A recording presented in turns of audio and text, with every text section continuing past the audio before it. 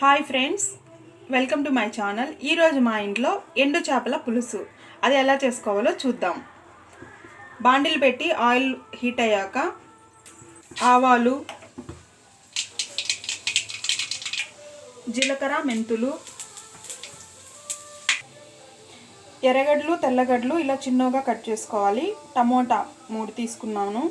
కొత్తిమీర, కరివేపాకు, గడ్డ వేసేయాలి.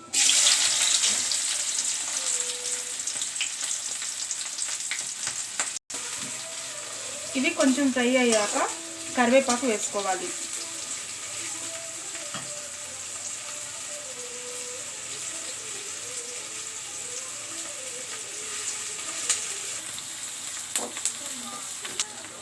ఇప్పుడు టమోటాలు వేసుకోవాలి.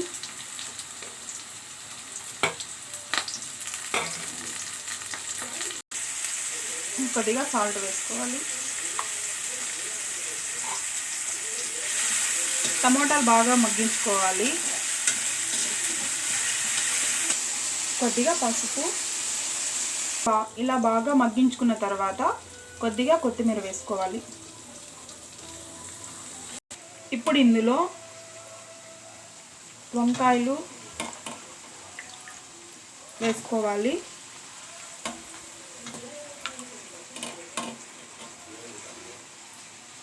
ఉల్లగడ్డ,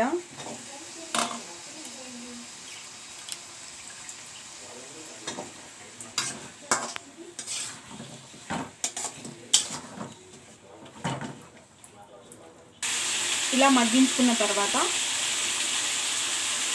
2 స్పూన్స్ కారం, 1 స్పూన్ ధనియాల పొడి,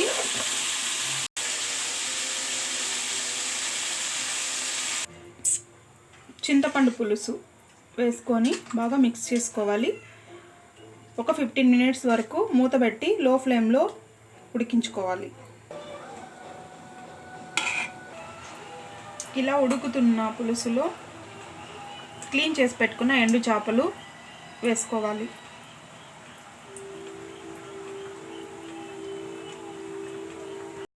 ఎండు చేపలు వేసుకున్న తర్వాత మామిడికాయ ముక్కలు వేసి బాగా మిక్స్ చేసుకోవాలి.